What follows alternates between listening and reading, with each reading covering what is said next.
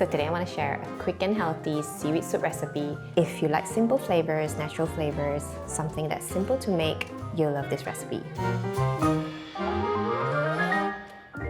First, let's prep the seaweed. Today I'll be using Korean seaweed. This is how the packaging looks like. It is quite a big packet. And here it says dried seaweed. You only need a small amount of the seaweed. It's going to expand quite a bit. Then give it a good rinse.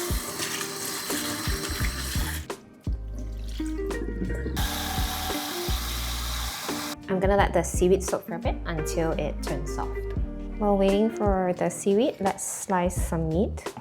Here I'm using chicken, but you can use any meat, beef or pork. It's going to add natural sweetness to the soup. If you don't want to add any meat, you can also substitute the meat with some tofu. Cut into thin slices or cut into cubes. And usually I cut against the grain for the meat to be more tender. Okay, once the chicken is ready, let's get back to the seaweed. So I've soaked this for about 5 minutes. You can see that it has expanded this much. Squeeze out the excess water. Then chop them up into smaller pieces. Okay, the ingredients are ready. Let's start cooking. Okay, I'm going to add just a bit of oil. Then add garlic and ginger. Once the edges turn slightly brown, then you can add in the seaweed. Just gonna saute for a bit.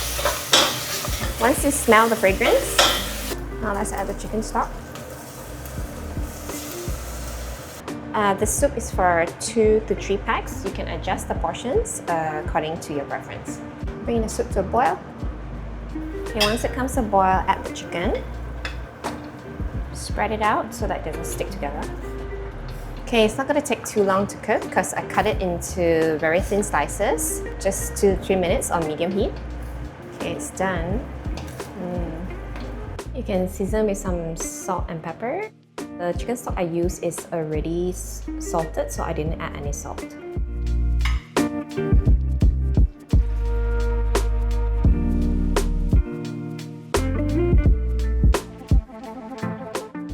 Okay, I can't wait to try this.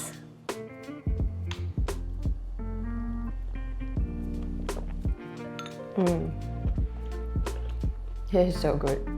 It does look quite bland, but it is actually quite tasty. If you like simple flavors, natural flavors, you'll love this recipe. I hope you try it. See you next time.